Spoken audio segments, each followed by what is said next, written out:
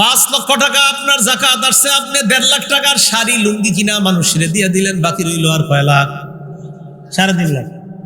যাকাত আসছে 5 লাখ, 1.5 লাখ টাকার শাড়ি লুঙ্গি তাও কিনলেন 160 টাকা করে, যে দোকানে পাওয়া যায়। এগুলা কেনার পর আপনারা শাড়ি লুঙ্গি দিয়ে দিলেন 1.5 লাখ টাকা, আর বাকি আছে কয় লাখ? নবীজি সাল্লাল্লাহু আলাইহি ওয়াসাল্লাম বলেন, মান আতাহুল্লাহু মালা, যাকে আল্লাহ সম্পদ দেয়, দেওয়ার পর ফালাম ইউআদ্দি যাকাতা, ওই সম্পদের যাকাত যদি না দেয়, তাহলে 5 লাখের মধ্যে 1.5 লাখ গেলে বাকি রইল কয় লাখ? নবীজি বলেন, মুসিলা লাহু ইয়াউমাল কিয়ামাতি শুজাআন আকরা, যেইগুলা দেয় নাই এইগুলা বিষধর সাপে রূপান্তরিত হবে। এই সাপ তার এই জায়গায় ফনা দিয়ে বলবে, আনা কানজুকা আনা মালুকা, আমি তোমার জমানো সম্পদ, আমি তোমার সঞ্চিত সম্পদ, আমি তোমার সেই 3.5 লাখ। তুমি 5 লাখ যাকাত আসছে, কেন দিলা না বাকিটা? এটা কথার কথা। 3.5 লাখ এটা কথার কথা। যে যত না দিবে, সাপ এইভাবে বলবে যে আমি তোমার সঞ্চিত সম্পদ, আমি তোমার সঞ্চিত মাল, এটা বলবে। যাকাত যারা যাকাত দেন নাই, আল্লাহ তাদেরকে বকেয়া যাকাতগুলো আদায় করার তৌফিক দান করেন।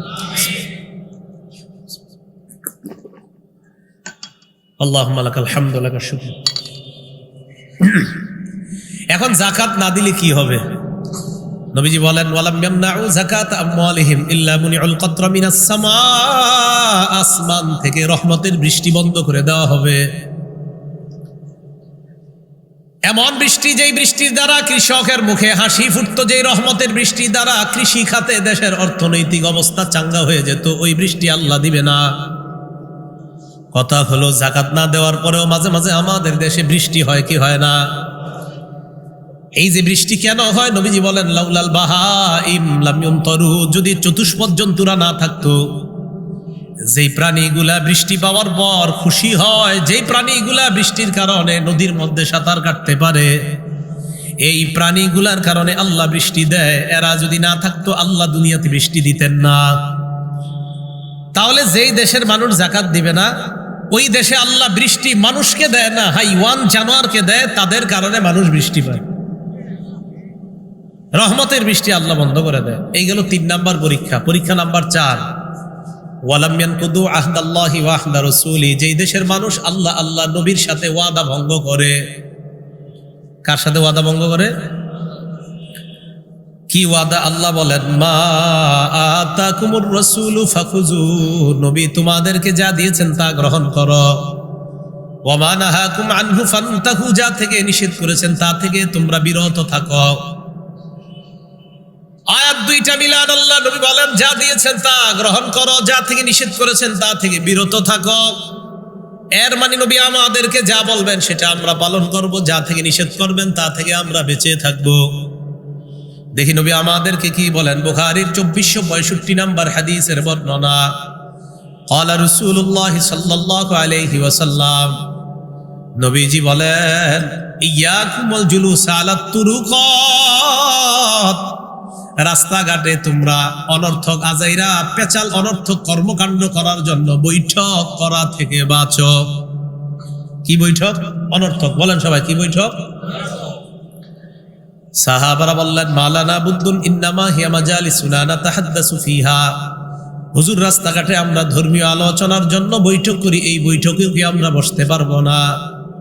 নবীজি বলেন, রাস্তাঘাটে যদি বসতেই হয় তাহলে রাস্তার হক গুলা তোমরা আদায় করবা। সাহাবারা প্রশ্ন করলেন, ওয়া হাক্কুত তরিক ইয়া রাসূলুল্লাহ, রাস্তার হক আবার কি জিনিস? নবীজি বললেন, রাস্তার হক হলো 5টা। বলেন, রাস্তার হক কয়টা? নাম্বার, গদ্দুল বাসর, নজর নিচে রাখা। 2 নাম্বার, ওয়াকাফুল আযা, কষ্টদায়ক বস্তু সরায়া দেওয়া। 3 নাম্বার, রদ্দুস সালাম, সালামের জবাব দেওয়া। 4 নাম্বার, আমরুন বিল মারুফ, নেক কাজের আদেশ করা। 5 নাম্বার, নাহয়ুন আনিল মুনকার, অসৎ কাজ থেকে নিষেধ করা। বলেন, 1 নাম্বার, নজর কোথায় রাখা? আমি তো আসতে সময় দেখলাম এইভাবে আছে সবার নজর। হ্যাঁ, বা রাস্তায় বসতে হইলে নজর কোথায় রাখতে হবে? আমি দেখলাম সব এইভাবে আছে, নজর তো নিচে নাই।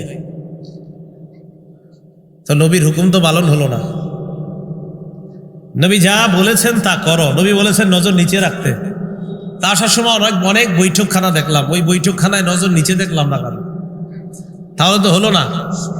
রাস্তার পাশটা হোক না, একটা নজর নিচে রাখা, তো নজর তো আপনার নিচে হলো না। নবী যা বলেছেন তা গ্রহণ করা, এবার যা থেকে নিষেধ করেছেন তা থেকে বিরত থাকা।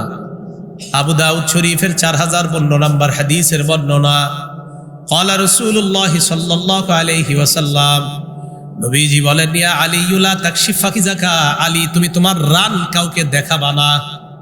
কি দেখাবা না? জোরে বলেন। নবী যা নিষেধ করেছেন তা থেকে আমরা বিরত থাকবো। নবী বললেন রান দেখাবা না, অতএব আমরা আমাদের রান কাউকে দেখাবো না। কি ঠিক আছে? 2 নাম্বার, ওয়ালা তানজুর ইলা ফাকিজি হাইয়িন, জীবিত ব্যক্তির রানের দিকে তাকাইবা না। তাহলে নবী না নিষেধ করেছেন তা থেকে আমরা বিরত থাকবো, এই অঙ্গীকার নবীর সাথে আমাদের, আমরা জীবিত ব্যক্তির রানের দিকে তাকাবো না। 3 নাম্বার, ওয়ালা ফাকিজি মাইয়িতিন, মরা ব্যক্তির রানের দিকে তাকাইবা না।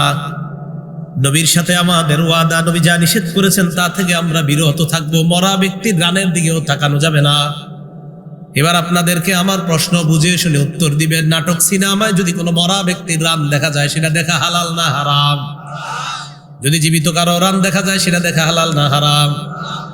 খেলার মধ্যে যদি কারো রান দেখা যায়, এটা হালাল না হারাম? হাডুডু খেলায় যদি কারো রান দেখা যায়, সেই খেলা দেখা হালাল না হারাম? আর কোনো খেলা আছে? কি খেলা? ওইটাতে রান দেখা যায় আসলে? তাহলে তো নবীর সাথে ওয়াদা আপনি রক্ষা করতে হবে, কারণ জীবিত, এটা কি জীবিতরা খেলে না মরারা? মরারা খেললেও রান দেখা হারাম ছিল, সেখানে জীবিতরা যদি রান দেখায়, সেই রান দেখা কি? আর কোনো খেলা আছে? কি বললেন, কি খেলা? হাডুডু ছাড়া? আমি কিন্তু বলি না, আপনারা বললেন, আরো জোরে বলেন, কি খেলা? আবার বলেন। এটাতে রান দেখা যায়? তাহলে তো নবীর সাথে ওয়াদা করছেন, আপনি যা নিষেধ করেছেন তা আমরা দেখব না, তা আমরা করব না। তো নবী নিষেধ করেছেন, এটা করা যাবে না। পরীক্ষা নাম্বার 4, নবীজি বলেন, ওয়ালাম ইয়ানকুযু আহদাল্লাহি ওয়া আহদা রাসূলি, যেই দেশের মানুষ আল্লাহ আর তার নবীর সাথে ওয়াদা ভঙ্গ করে। নবীর সাথে আমাদের ওয়াদা ছিল, আপনি যা বলবেন তা আমরা পালন করব, যা থেকে নিষেধ করবেন তা আমরা করব না।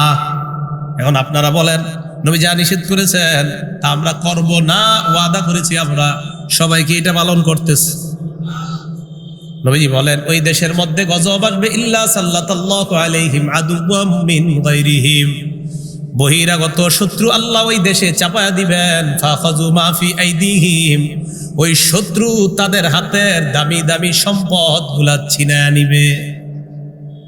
4 নাম্বার পরীক্ষা, যে দেশের মানুষ আল্লাহ আর তার রাসূলের সাথে অঙ্গীকার ভঙ্গ করবে, ওই দেশে আল্লাহ বহিরাগত শত্রু চাপিয়ে দিবেন, আর ওই শত্রু তাদের দামি দামি সম্পদগুলা ছিনিয়ে নিবে। পরীক্ষা নাম্বার 5, ওয়ালাম তাহকুম আইম্মাতুহুম বিকিতাবিল্লাহ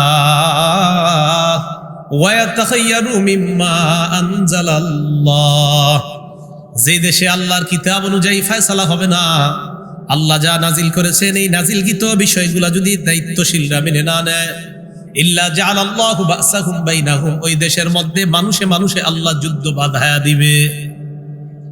মানুষে মানুষে আল্লাহ যুদ্ধ বাঁধিয়ে দিবে, বাঁশ নিয়ে নামবে দেশ গ্রামে, আপনার টেডা চল এগুলা নিয়ে নামে মাঠে, নাইমা একদল আরেক দলকে মেরে ফেলে। এখন রাসূল সাল্লাল্লাহু আলাইহি সাল্লাম বলছে, এগুলা যখন হবে, আপনারা বলেন এগুলা কি হবে না হচ্ছে? আল্লাহ বুঝার তৌফিক দান করেন। তাহলে এই অপরাধগুলো আমাদের দ্বারা হয়ে যাচ্ছে, ঠিক না? তাহলে এই অপরাধগুলো আমরা করব না। আল্লাহ আমাদের সকলকে এই জাতীয় অপরাধগুলো থেকে বেঁচে থাকার তৌফিক দান করেন। তিরমিজি শরীফের 2211 নম্বর হাদিসের বর্ণনা, 2211 নম্বর হাদিসের বর্ণনা, ক্বালা রাসূলুল্লাহ সাল্লাল্লাহু আলাইহি ওয়াসাল্লাম, নবীজি বলেন, ইদাত্তুখিজাল ফাইউ দুওয়ালা, কোন দেশের মধ্যে যদি এমন অবস্থা হয়, যুদ্ধলব্ধ সম্পদ যদি ব্যক্তিগত সম্পদে পরিণত হয়ে যায়, রাষ্ট্রীয় সম্পদ যদি নিজের সম্পদ মনে করা হয়। 2 নাম্বার, আল আমানাতু মাগনামা, আমানত যদি লুটের মালে পরিণত হয়। আমানত লুটের মাল দ্বারা উদ্দেশ্য হলো, আমাকে 5 বস্তা চাউল দিয়ে এই এলাকার মধ্যে মনে করেন পাঠানো হয়েছে,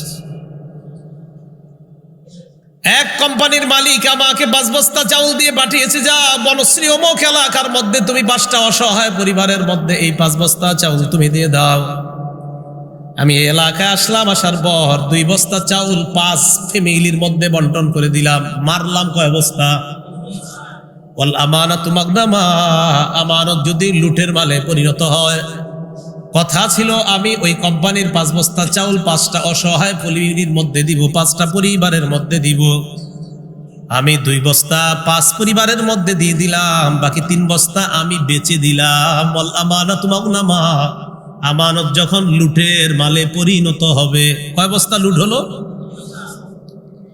3 নাম্বার যাকাতু মাগরামা, যাকাতকে যখন জরিমানা মনে করা হবে।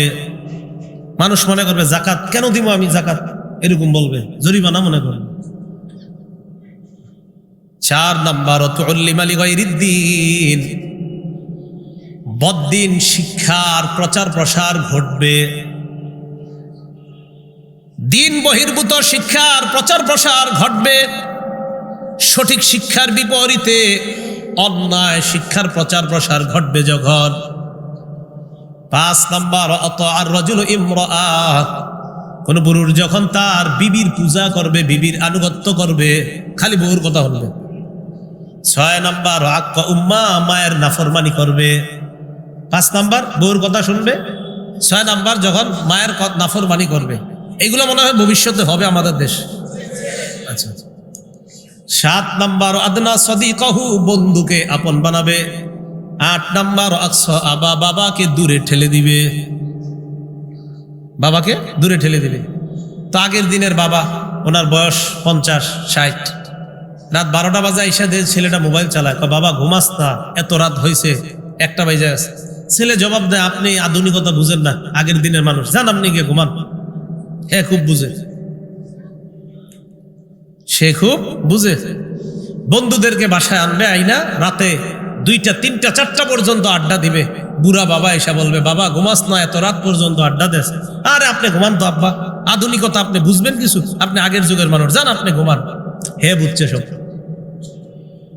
7 নাম্বার বন্ধুকে আপন বানাবে, বাবাকে দূরে ঠেলে দিবে।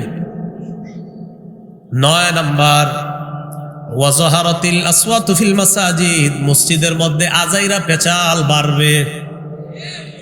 হ্যাঁ, মসজিদে অনর্থক কথা বাড়বে। কোন মতে ইমাম সাহেব 1টার জায়গায় যদি 1:31 বাইজা যায় যাইতে জামাতে, জামাত হইল 1টায়, 1:31 বাজতে মোটামুটি 1:32 বাজতে পুরা মসজিদ বাজার হয়ে যায়, পুরা মসজিদ। তো বলছিলাম যে মসজিদের মধ্যে আপনার আওয়াজ বেড়ে যাবে, মসজিদের মধ্যে আওয়াজ বেড়ে যাবে অনর্থক। কোনো কারণে যদি 1টার জামাত একটু দেরি হয়, সবার কল্লাগুলা পিছনে ঘুরে যায়, মানে হুজুর আসে না কেন। আর হইল কি যে হুজুর আসতে একটু দেরি হইলে, হ্যাঁ এত ছুটি কাটায়, এই কাটায় সেই কাটায়, হ্যাঁ আসতে এত দেরি করে, হ্যাঁ না থাকলে কইয়া দিব থাকবো না, এত দেরি করে কি লেগা। কিন্তু 90 ঘন্টা দাঁড়ায়া থাকতে তাদের একটু কষ্ট হয় না। এই লোকগুলো 1 মিনিট দেরি হইলে 14 গোষ্ঠী উদ্ধার করতে চাই ইমাম সাহেব। কথাগুলো কি সত্য? নবীজি বলছে 9 নাম্বার ওয়াজাহারাতিল আসওয়াতু ফিল মাসাজিদ, মসজিদের মধ্যে অনর্থক কথাবার্তা বাড়তে থাকবে। 10 নাম্বার ওয়াসাদাল কাবিলাতা ফাসিকুহুম, সমাজের দায়িত্বশীল হবে সবচেয়ে পাপাচার ব্যক্তি। 11 নাম্বার কানা জাইমুল কওমি আরজালাহুম, সবচাইতে নিকৃষ্ট মানুষগুলা হবে গোত্রের অধিপতি। 12 নাম্বার উকরিমার রাজুলু মাখাফাতা শাররিহি, মানুষ মানুষকে সম্মান করবে, তার ভয়ে সম্মান করবে, অস্ত্রের ভয়ে সম্মান করবে, শ্রদ্ধায় সম্মান করবে না। এক মানুষ আরেকজনের সম্মান করবে কেন? আমার মেয়েটা স্কুলে যায় ডেলি, আমার মেয়েটা যেন ইফটিজিং এর শিকার না হয়, এই জন্য এলাকার নেতা, এলাকার মাস্তান কিছু পোলাপান মোটরসাইকেল নিয়ে বসে থাকে স্কুলের সামনে। আর ওই বেটা চিন্তা করে, আরে আমার মেয়ে তো স্কুলে যায়, এদের সামনে দিয়াই তখন ওই যারা মোটরসাইকেল নিয়ে বয়ে থাকে 2-3টা এগারে খালি বাপে 100 বার সালাম দেয়। কেন? এই সালামের উদ্দেশ্য হলো আমার মেয়েটা যেন নিরাপদ থাকে। কিন্তু এরা তো বুঝে না, মনে করে আম করে শ্রদ্ধা করে। আসলে শ্রদ্ধা করে না, বরং তোমার ভয়ে তোমারে সালাম দেয়। এই মোটেও তোমাকে শ্রদ্ধায় সালাম দেয় না। স্কুল কলেজে বসে থাকুন না, এটা কি ভবিষ্যতে হবে আমাদের দেশে? 13 নাম্বার, ওয়াজহারাতিল কাইনাতু ওয়াল মাআজিফ, গায়িকা নায়িকা আর বাদ্যযন্ত্রের সংখ্যা বাড়বে। গায়িকা নায়িকা বাদ্যযন্ত্র এগুলা বাড়বে। 14 নাম্বার, শুরিবাতিল খুমুর, মদ পান বেড়ে যাবে, মাদকের জয় জয়কার অবস্থা হবে। 15 নাম্বার, লান আখিরু হাযিহিল উম্মাহ আউওয়ালাহা, শেষ জামানার মানুষগুলা আগের জামানার মানুষদেরকে গালি দিবে, অভিশাপ দিবে। 3-4-5টা বাংলা বই পড়বে, পড়ার পর বলবে এটা ইমাম আবু হানিফা, ইমাম মালিক, ইমাম শাফি কি বুঝছে এটা? হ্যাঁ বুঝছে, এটা উনি বুঝছে, যিনি বলতেছে আর কি উনি বুঝছে। আরে ইমাম আবু হানিফা, ইমাম মালিক, শাফি তো পরে সাহাবাদেরকে পর্যন্ত গালি দেয়, এমনও মানুষ আছে আমাদের দেশ। মুহররম মাস আসলে নবীজির কয়েকজন সাহাবারে তো একদম খালি জাহান্নামে পাঠানো বাকি থাকে, এমন মানুষ আছে আমাদের দেশে। এই পরিমাণ সাহাবাদের সমালোচনা করে। তো নবীজি বলে গেছেন, যখন দেখবা এই 15টা অপরাধ তোমাদের মাঝে বেড়ে যায়, ফাল্যারতাকিবু ইনদা যালিকা রিহান হামরা, তখন ওই দেশের মানুষগুলা যেন অপেক্ষা করে 1 নাম্বার অগ্নি বাতাসের অপেক্ষা। অগ্নি বাতাস মানে বাতাসটা গরম হয়ে যাবে। দেশ গ্রামে আপনারা যারা থাকেন দেখবেন এখন আর দেশ গ্রামের সেই গরমকালের শীতল বাতাসটা আর পাওয়া যায় না। দেশ গ্রামে গরমকালের বাতাসটা দেখবেন আগের মতো কৃষকরা 12টা-1টার দিকে খেজুর গাছের নিচে যেই আরামের ঘুমটা ঘুমাইতো, এখন আর এলাকার এটা দেখা যায় না। ওই বাতাসের মিটার দেখবেন আগের মতো শীতল নাই, এটা আস্তে আস্তে গরম, ভয়ঙ্কর গরমের দিকে যাচ্ছে। 1 নাম্বার রিহান হামরা, 2 নাম্বার ওয়াজালজালা, ভূমিধস হবে। আমাদের দেশে ভূমিধস হয়েছে কিনা? ওয়া খাসফা, ভূমিকম্প হবে। ভূমিকম্পের নাম শুনছেননি বাংলাদেশের মানুষ? হ্যাঁ, ভূমিকম্প। ওয়া মাসখা, চেহারা বিকৃতি শুরু হয়ে যাবে। এই চেহারা বিকৃতির ব্যাখ্যা হতে পারে বর্তমান দেশে দেশে তাকাইবেন, সৌদি আরবের মধ্যেও কয়েকদিন আগে পালন হয়েছে চেহারার মধ্যে বিকৃতি করে, কি জানি হ্যালোউইন পালন করছে, চেহারা বিকৃতি। এরা ইচ্ছা করে চেহারা বিকৃতি করতেছে, আল্লাহ না করুক যদি চেহারাটা এরকম বানায় দেয়। এই যে বিকৃত করে চেহারা, আল্লাহ যদি এরকম বানায় দেয়, তো নবীজি বলেন মাসখা, চেহারা বিকৃতির গজব আসবে। তো এইগুলা দেখে আমার কাছে গজবই মনে হয়েছে, চেহারা বিকৃতির গজব। আল্লাহ বিকৃত করার আগে নিজেরা ট্রাই করতেছে, প্র্যাকটিস করতেছে। জি, আপনি কয়েকদিন পরে বানাবেন এরকম, তাই আগের থেকে হচ্ছি, ট্রাই করতেছে। এরপর নবী বলেন আয়াতিন তাতাবা, তাসবিহ আছে কারো পকেটে থাকলে দেন। আয়াতিন তাতাবা উতিয়াসিলকুহু ফাতাতাবা, নবীজি বলেন এমন এমন বিপদ আসবে একের পর এক। একটা মালার দানা যদি, দানার মাঝখানে যদি রশিটা কেটে দেওয়া হয়, উতিয়াসিলকুহু, রশি যদি কেটে দেওয়া হয়, তাসবির দিকে তাকান, এই জায়গা রশি কেটে দেওয়ার পর একটা দানাই শুধু পড়বে, সবগুলা। নবীজি বলেন একের পর এক দানা যেইভাবে পড়বে, একের পর এক তোমাদের উপর গজব বিপদ আবার আসতেই থাকবে। আয়াতিন তাতাবা কানিজামিন বালিন কুতিয়াসিলকুহু ফাতাতাবা, পুরাতন পুতির মালা একটা বিশাল বড়, এটা একটু ছিঁড়ে দিলে যেমন সবগুলা মালার এইগুলা পড়ে যাবে, পুঁতিগুলা একের পরে এক তোমাদের সামনে, তোমাদের উপর একের পর একইভাবে গজব আসতেই থাকবে। এখন আপনারা বলেন, এই যে অপরাধগুলার কথা নবীজি সাল্লাল্লাহু আলাইহি সাল্লাম বললেন, যে এইগুলা যখন হবে, এগুলা কি হবে? আচ্ছা, বুখারী শরীফের 5590 নাম্বার হাদিসের বর্ণনা।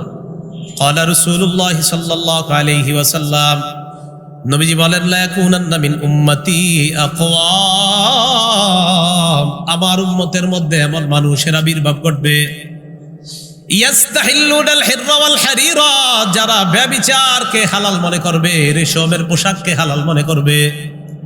কারে হালাল মনে করবে?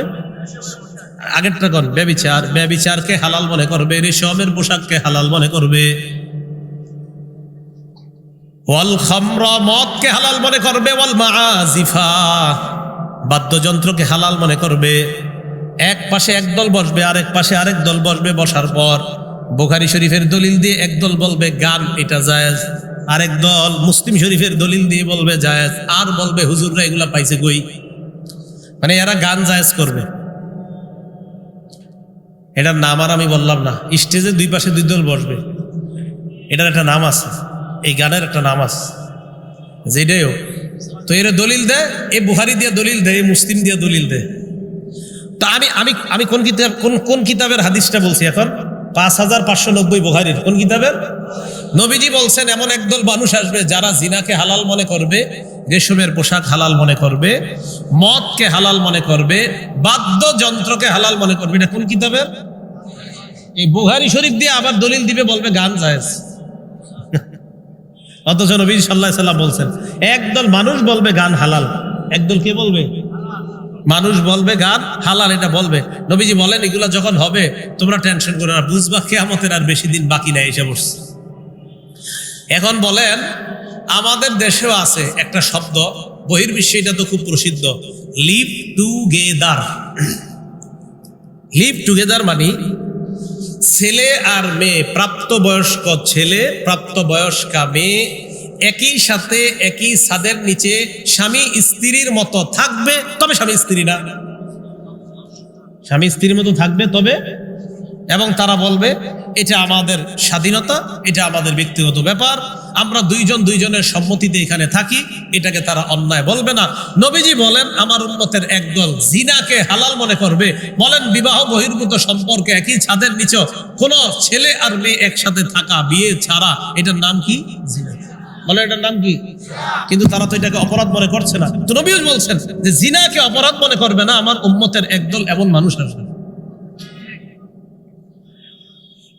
আবু দাউদ শরীফ 3688 নম্বর হাদিস। ক্বালা রাসূলুল্লাহ সাল্লাল্লাহু আলাইহি ওয়াসাল্লাম, নবীজি বলেন লা ইয়াশরাবান্না নাসুম মিন উম্মতি আল খামরা ইউসাম্মুনাহা বিগাইরি ইসমিহা, আমার উম্মতের একদল মানুষ মদ পান করবে অন্য নাম দিয়ে, খাবে মদ নাম দিবে অন্য, মাদক সেবন করবে নাম দিবে অন্য, সেবন করবে মাদক মানে হারাম জিনিস সেবন করবে অন্য নাম দিবে, বিয়ার, কথার কথা, আরো আর কি ফেন্সিডিল, আরো যা আছে আর কি আপনার হারাম জিনিস। আমি জানি না হারাম কি কি নেশাজাত দ্রব্যগুলো আছে, এই নেশা জাতীয় দ্রব্যগুলার নাম দিবে ভিন্ন। নবীজি কয় সব মাদকের অন্তর্ভুক্ত, সব নেশা সৃষ্টিকারী, এরা বিভিন্ন নাম দিয়ে এইগুলা পান করবে। আর কি করবে?